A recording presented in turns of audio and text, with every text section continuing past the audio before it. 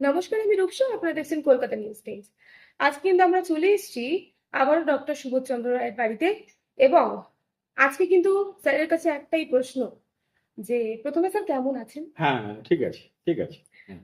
এবং আপনার কাছে এবার আমি প্রশ্নে চলে যাব, যে একজন সাধারণ নাগরিক, আজকে অ্যাডভোকেট হিসেবে নয়, আজকে ডক্টর হিসেবে নয়, কিছুই না, একজন সাধারণ নাগরিক হিসেবে এই যে আপনার এরকম পদক্ষেপ, সেটা নিয়ে যে সাড়া ফেলছে শহর জুড়ে, তো কেমন লাগছে? হ্যাঁ, আমার তো ভালো লাগছে এইটা ভেবে যে অন্ততপক্ষে সমস্যাটার মূলটা কি সেটা যেন জনগণ বুঝতে পারছে। তাদের মধ্যে এখন যেন একটা চেতনা আসছে যে মূল সমস্যাটা কি। মানে যেন মনে হচ্ছে তারা বুঝে গেছেন যে একটা বাড়ি তৈরি করার প্রয়াস হচ্ছে, কিন্তু বাড়িটার কোনো ফাউন্ডেশন নেই। এইটা যদি বুঝে গিয়ে থাকেন তো এই বোঝাটাই বিরাট একটা আনন্দের। কারণ সত্যিই তো, যে বাড়িটার ফাউন্ডেশন নেই সেই বাড়িটায় যখন মানুষ কেউ থাকবেন তখন তো একটা বিপদের আশঙ্কা করবে লোকে। কারণ বাড়িটা ভেঙে পড়তে পারে, তাহলে এতগুলো লোকের প্রাণ যাবে। সেটাকে প্রিভেন্ট করতে হবে এখনই, বাড়িটা তৈরিই করতে দেওয়া যাবে। রাইট? এক্স্যাক্টলি সেই জিনিসটাই হবে এই এসআইআর প্রক্রিয়াটার মাধ্যমে। এবং আমরা জেনেছি যে এসআইআর এর এই এনুমারেশন ফর্ম, এই কথাটা কিন্তু যখন আপনি বলেন প্রথম, এবং সেটা নিয়ে আপনি যে একজন জনগণের জন্য আপনি যে লড়াইটা করছেন, সেটার জন্য কিন্তু শহর থেকে মফস্বল প্রত্যেকটা জায়গাতে কিন্তু এখন মানুষ আগ্রহী এই ব্যাপারটা জানার জন্য। এবং তারা কিন্তু বিভিন্ন জায়গায় যাচ্ছে, বিএলআর অফিসে যাচ্ছে, তারা কিন্তু গিয়ে প্রশ্ন তুলছে। তো সেই ব্যাপারটা নিয়ে আপনি কি বলবেন? বাহ, এটা বিরাট একটা ভালো পদক্ষেপ, বিরাট ভালো। মানে তারা প্রশ্ন করছেন অলরেডি, তার মানে এটা যে প্রশ্ন তোলা যায় এ ব্যাপারে, সেই ব্যাপারে তাদের চেতনা তৈরি হয়েছে। এটা কম কথা না। তাহলে এটা তো আপনার এই টিভি চ্যানেলের মাধ্যমে ব্যাপারটা জানলো, সবার কাছে পৌঁছলো, কারণ অন্য কেউ তো বলেনি, বলছে না সেভাবে কিছু। বাহ বাহ, খুব ভালো। এবং স্যার কলকাতাতেও কিন্তু এর একটা পরিকল্পনা চলছে, যে এই এনুমারেশন ফর্মের যে আদতে কোনো অস্তিত্ব নেই, এবং 19টা আইনে কোনো কোথাও বলা নেই এই এনুমারেশন ফর্মটা, কিন্তু কলকাতাতেও চলছে, সেই ব্যাপারে বাহ কি বলবেন? বাহ বাহ, খুব ভালো। হাইকোর্টটা কলকাতাতেই অবস্থিত, এটা আরেকটা আরো সুবিধে। হ্যাঁ, 19টা আইন মানে হচ্ছে ওই যে রেজিস্ট্রেশন অফ ইলেক্টর্স রুলস 1960, তার যে আহ, যে রুলগুলো আছে সেখানে 19টা ফর্ম প্রোভাইড করা হয়েছে এই পুরো ইলেকশন প্রক্রিয়াটা শুরু করার জন্য। অর্থাৎ যখন ইলেকটোরাল রোল তৈরি হবে, কারোর নাম এন্টার করানো হবে, কোনো যিনি নেই আর বেঁচে হয়তো, তার নামটা বাদ দেওয়া হবে। এই যে প্রসেসটা, এইসবগুলো করার জন্য যে ফর্মগুলো আছে অফিসিয়াল, যেটা বলে লয়ে বলে প্রেসক্রাইব ফর্ম, মানে আইন এটাকে প্রেসক্রাইব করেছে এই ফর্মগুলো, সেরকম 19টা ফর্ম আছে। কিন্তু এনুমারেশন ফর্ম বলে কোনো ফর্ম, এইটা যে নেই, এটাতে মারাত্মক ব্যাপার। তার মানে কি, আপনি যে ডেটা কালেক্ট করছেন সাধারণ মানুষের কাছ থেকে, ভোটারের লিস্ট তৈরি করার জন্য, আপনার সেই প্রথম ফান্ডামেন্টাল ব্যাপারটাই তো ভয়েড হয়ে গেল। আপনি তো করলেন না, কারণ আপনাকে তো ওই ইউজ করতে হবে ওই ফর্মগুলোর মধ্যে একটা, যেগুলো দেওয়া হয়েছে 19টা ফর্ম। আপনি সেগুলো না করে আপনি করেছেন মানে করেননি মানে আপনি দোতলা তৈরি করার প্ল্যান করছেন, কিন্তু একতলার কোনো ফাউন্ডেশন নেই। একতলার এই ফাউন্ডেশন নেই, কিন্তু আপনি দোতলা করে দেবেন। এটা কি, এটা কি স্পেস স্টেশন তৈরি করছেন? ইন্টারন্যাশনাল স্পেস স্টেশন, যে পৃথিবীর সঙ্গে যোগাযোগ নেই, ওখানে চলে গেল না? এরকম তো হবে না। এইটা যে বুঝতে পারছেন মানুষরা, এটাতেই আমি ভীষণ খুশি। এবং তাহলে সাধারণ মানুষের এই যে ইনফরমেশন চলে যাচ্ছে বাইরে, সেটা নিয়ে কতটা শঙ্কায় থাকা উচিত আমাদের? এটা ভয়ানক সংখ্যাজনক ব্যাপার, ভয়ানক, আমরা বুঝতে পারছি না। কিন্তু এই যে ইনফরমেশন গুলো, আমাদের পার্সোনাল ইনফরমেশন যে বেআইনি ভাবে কারা যেন নিয়ে যাচ্ছেন, আমি এখন কারা যেনই বলবো, কারণ যারা অফিসিয়াল হবেন তাদের তো ওই 19টা ফর্ম নিয়ে আসা উচিত। 19টা ফর্ম না নিয়ে একটা অন্য কোনো ফর্ম নিয়ে এসে বাড়িতে ঢুকেছেন, তার কোনো বাড়িতে ঢোকার এখতিয়ারই ছিল না আইন অনুযায়ী। ট্রেসপাস করেছেন, তার তো অথরিটি নেই, কি করে ঢুকলেন? এই কোশ্চেন আসছে। তারপরে এই যে ডেটাগুলো, তার পার্সোনাল ইনফরমেশন গুলো যে বাইরে গিয়ে কিভাবে ইউজড হবে আমি তো জানি না, কারণ এর তো কোনো সিকিউরিটি নেই। আমরা গভর্নমেন্টকে যে যে ডেটাগুলো দিচ্ছি সেটা সিকিউর রাখার দায়িত্ব কিন্তু গভর্নমেন্টের। কিন্তু যখন নাকি একটা ফর্মের মাধ্যমে দিচ্ছি, যেটা কোনো ফর্মে না, একটা নন ফর্মের মাধ্যমে ফর্মের আমরা ডেটাগুলো দিচ্ছি, সেটা তো ওদের মধ্যে তো কোনো সিকিউরিটি নেই। তারা ওই ফর্মটা ওই ডেটাগুলো বিক্রি করে দিতে পারে কাউকে, যে কোনো লোক তার কাছ থেকে নিয়ে নিতে পারে। তাহলে আমাদের এই ডেটাগুলো সবার কাছে অ্যাভেলেবল হয়ে গেল। আমি কোথায় থাকি, আমার বাড়ির টেলিফোন নম্বর কত, আমার আধার কার্ড নাম্বার কত, প্যান কার্ড, কি এগুলো আমরা কাকে দিলাম? এইটার জন্য বিশালভাবে একটা আইন অমান্য আইন ভাঙা হচ্ছে, সেটা হচ্ছে আর্টিকেল 21 অফ ইন্ডিয়ান কনস্টিটিউশন, যেখানে right to life and right to personal liberty, এটা ফান্ডামেন্টাল রাইট, এটাকে কিছুতেই ভায়োলেট করা যাবে না। এটার বিরুদ্ধে যে কোনো মুহূর্তে যখনই দেখা যাবে তখনই পরোক্ষ। তা আমার তো সেরকমই মনে হয়েছে, সেইটা যে মানুষের মধ্যেও এখন যে এই চেতনাটা তৈরি হচ্ছে, আমি সত্যিই খুশি। আমরা দেখেছি এই আপনি জনগণের জন্য যেটা করেছেন এবং আইনি পদক্ষেপ নিয়েছেন, সেটার জন্য কিন্তু বারবার বাধাপ্রাপ্ত হতে হয়েছে আপনাকে। এবং আমরা জানি যে 24 তারিখ আপনার হিয়ারিং এ ডেট ছিল, সেখানে কি হলো? হ্যাঁ, 24 তারিখে আমার সুপ্রিম কোর্টে আমার ডেট ছিল ঠিকই। হ্যাঁ, সেখানে আগেও বোধহয় আপনাদের বলেছি যে আমার যে কেসটা সেটা লিস্টেড হচ্ছে as one of the cases যেগুলো ওই ওয়েস্ট বেঙ্গলের এসআইআর রিলেটেড প্রশ্নের সঙ্গে যুক্ত। মানে ওখানে দেওয়া হয়েছে যে এই কেসগুলো, নিচের কেসগুলো সমস্ত ওয়েস্ট বেঙ্গলের এসআইআর হচ্ছে সেই সব নিয়ে কোয়েশ্চেন করা আছে, সেই গ্রুপের মধ্যে আমারটাও আছে। কিন্তু মুশকিলটা হচ্ছে আমার পার্টিকুলার কেসটার সঙ্গে ওয়েস্ট বেঙ্গল বা কোনো স্টেটের সম্পর্ক নেই।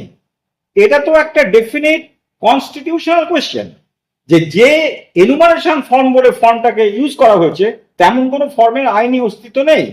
তার মানে এই ধরনের ফর্মের মাধ্যমে, একটা নন ফর্মের মাধ্যমে মানুষের কাছ থেকে যে তথ্য নেওয়া হয়েছে, এটা তো অলরেডি সেই মানুষের আর্টিকেল 21 বা 21তম যে ধারা, সেটাকে অনুচ্ছেদ তাকে ভায়োলেট করেছে। এটা ভয়ানক একটা আইন ভঙ্গকারী ব্যাপার। তো তার বিরুদ্ধে তো আমাদের প্রতিবাদ করতে হবে। প্রতিবাদ মানে আমাদের সঙ্গে সঙ্গে তার সুরাহা যাইতে হবে, যেটা করলো কি, কেন করলো, কারা করলো, কারা করেছে, এটা তো আমাদের জানার অধিকার আছে। আমি তো পার্সোনালি সেই অধিকাংশ মানুষ সে সম্পর্কে হয়তো জানা নেই, ঠিক নাও জানা থাকতে পারে না, জানা না থাকারই স্বাভাবিক। তো যেহেতু তারা জানেন না, কিন্তু আমার চোখে ধরা পড়লো, অতএব আমি তাদের বিহাফে, তার মানে ভারতবর্ষের প্রতিটি মানুষের বিহাফে আমি মহামান্য সুপ্রিম কোর্টের কাছে এই আর্জিটা নিয়ে গিয়েছে যে এই যে ডেটাগুলো কালেক্ট করা হলো, এটা তো অলরেডি তাদের আর্টিকেল 21 ভায়োলেট করে করা হয়েছে। এটা তো ফান্ডামেন্টাল রাইট ভায়োলেট করেছে, তার চেয়ে বড় কিছু হতেই পারে না। আর্টিকেল 21 সবচেয়ে বড় ফান্ডামেন্টাল রাইট আমাদের কনস্টিটিউশনে। তাহলে এর মধ্যে তো সেইটা তো মানুষের জানা উচিত। আমি দেখতে পাচ্ছি যে কোর্ট তো কগনিশন নিয়েইছেন এই ব্যাপারটায়, মানুষের মতো আছে। এবার সেদিন কি হলো, 24 তারিখে যেটা হলো সেটা হলো, আমি যখন চাইলাম যে আমি তো বুঝতে পারছি না, আমাকে তো বলতে হবে যে কি আমি বলতে চাই, তাই তো। তখন আমাকে মহামান্য মানে ভারতের মানে যিনি চিফ জাস্টিস, তিনি বললেন যে মানে কি বলতে বলুন। তাই বললাম এই তো ব্যাপার, আমার এনুমারেশন ফর্ম নামে যে ফর্মটার মাধ্যমে এগুলো করা হচ্ছে, সেই এনুমারেশন ফর্মটার তো আইনে কোনো অস্তিত্ব নেই। সে ব্যাপারটা নিয়ে আমার বক্তব্য তো এ নিয়ে আমার আছে, একটা শর্ট নোটও আছে। তো শর্ট নোট তখন আমি বলিনি, এই বক্তব্য বলতে বলতে উনি বললেন যে, কমেন্ট করলেন অবজারভেশনটাই, যে এটা কনস্টিটিউশনাল ম্যাটার, যেহেতু মানে জুরিসডিকশনাল প্রশ্ন, তাহলে এটাকে আমাদের 3 বিচারপতির বেঞ্চকে শুনতে হবে। কিন্তু সেদিন আমাদের যে হিয়ারিং হচ্ছিল 24 তারিখে, সেটা ছিল 2 বিচারপতির বেঞ্চ। ঠিক আছে, কিন্তু আরো একজন চাই, উনি বললেন যে 3 বিচারপতি বেঞ্চকেই শুনতে হবে। এটার মানে হলো, তাহলে তিনি স্বীকার করলেন যে আমার যে কোয়েশ্চেনটা, সে কোয়েশ্চেনের একটা সারবত্তা আছে, তাই না, যেটা দুজনে মিলে করতে পারছেন না, ঠিক ডিসাইড করতে পারবেন না। তাহলে এখানে কিন্তু বলা যেতে পারে উনি কিন্তু আবারও হয়তো পেছানোর চেষ্টা করলেন। না, পেছনের চেষ্টা উনি করলেন না, উনি এখন ব্যাপারটা হয়তো কগনিজেন্সটা নিলেন যে ব্যাপারটা সত্যি তো। তার মানে এতদিন আমি যেহেতু ডাইরেক্টলি বলতে পারিনি, তাই তার কাছে প্রশ্নটা ছিল না সেই সময়। আমার তো লেখা, তো আমার পিটিশন আছে, এগুলো আছে, কিন্তু আমাকে বলতেও হবে। আমি যেহেতু বলিনি, তাই তার কাছে হয়তো ব্যাপারটা ঠিক পৌঁছায়নি। তা আমি সেদিন যেহেতু বললাম, তখন তিনি সঙ্গে সঙ্গে বুঝে গেলেন, তাই তো এটা তো কনস্টিটিউশনাল ব্যাপার, এর জন্য 3 জনের প্রয়োজন। তা সেদিন ছিল 2 জন, তাই আমারটা আর ফার্দার প্রসিড করা হলো না। কিন্তু যেটা হলো সেটা হচ্ছে, প্রত্যেক দিনই হয়, যখনই কোনো হিয়ারিং হয় সেদিনই একটা অর্ডার থাকে, কোর্টের একটা অর্ডার থাকে যে আজকে কিন্তু এই পার্টিকুলার ম্যাটারে দেখা গেল ওই দিন একটা অর্ডার আছে, অর্ডারটা হচ্ছে simply list on April 1st, 2020। শুধু এইটা হচ্ছে অর্ডার। এটা তো অর্ডার না, এটা তো একটা জাস্ট একটা বলা হতো যে অমুক দিনের লিস্ট করো। তা এই আজকে যে কি হলো সেটা কিন্তু আমরা দেখতে পেলাম। কিন্তু আজ সেদিন যেটা হয়েছিল সেটা হচ্ছে, তিনি বলেছেন যে এই ব্যাপারটা শুনতে গেলে আমাদের 3 জন বিচারপতির বেঞ্চকে শুনতে হয়। তাহলে আবার কবে আপনার হিয়ারিং ডেট? আবার হিয়ারিং হচ্ছে 1 তারিখে, ফার্স্ট এপ্রিল। কিন্তু মুশকিল হচ্ছে 1 এপ্রিলেও কিন্তু আবার 2 জনের বিচারপতির বেঞ্চই তৈরি হচ্ছে। এখনো পর্যন্ত আমি যা দেখতে পাচ্ছি। তার মানে সেগুলো তাহলে হবে না, কারণ উনি তো বলেই দিয়েছেন 3 জন ছাড়া হতে পারে না। তাই আমাকে আবার যেতে হবে, আমি আবার যাব। 1 তারিখ যদি না হয় তাহলে সেক্ষেত্রে আপনি কি ভেবেছেন, পরবর্তী কি পরিকল্পনা? এই না হলে কি করবো এটা ঠিক ভাবা যায় না, এটা আইনের ব্যাপার তো। ওখানে ঠিক বুঝতে পারছি না যে কি দেখা যায় কি উনি কি অবজারভেশন দেন, কারণ আমি তো শিওর যে অবজারভেশন ঠিক ঠিকঠাক মানে মানে মানে এটাকে সলভ করার দিকেই উনি যাবেন। কারণ তা নাহলে তো এটা সলভ করতে হবে তো। এটা তো ফাউন্ডেশনাল কোয়েশ্চেন, এটাকে বলে জুরিসডিকশনাল কোয়েশ্চেন। মানে কেউ যদি কোনো কিছু করে যেটা করবার অধিকার তার নেই বা ক্ষমতা নেই, তাহলে তিনি যা করেছেন ভয়, অ্যাবসলিউটলি ভয়। অতএব যখনই কেউ কারোর চোখে ধরা পড়বে যে একটা কিছু কেউ করেছে আর করার কথা ছিল না, অধিকার ছিল না, সেই মুহূর্তে সেটাকে স্টপ করতে হবে। এক্ষেত্রেও তাই, এখানে যদি দেখা যায় যে সত্যিকারের এই ফর্মটার কোনো অস্তিত্ব আইনের চোখে নেই, তাহলে তো সম্পূর্ণভাবে বাদ বাকিগুলো মানে বন্ধ করে দিতে হবে। এটা তো আপনি একটা ফাউন্ডেশন ছাড়া একটা বাড়ি বানাচ্ছেন। বাড়ি বানানো মানে এতগুলো লোক তো মারা যেতে পারে ভেঙে যদি পড়ে বাড়িটা। ঠিক, আমাদের ধরতে হবে এটা ভেঙে পড়তে পারে, কারণ ফাউন্ডেশন নেই। আমি এই কোয়েশ্চেনটাই করেছি। এবং যদি এটা আপনার এই কথাটা যদি আইনিভাবে মেনে নেয় এবং এটা যদি সার্থকতা পায়, তাহলে এর পরের পদক্ষেপ কি নেওয়া উচিত? এরপরে আমার কোনো পদক্ষেপ নেওয়া উচিত না, তারপরে তো law will take its own course. Law জন্য স্ট্রং, কি ভেবেছেন? না, তাহলে কি হবে? হবে তাহলে এতগুলো মানুষের ফর্ম।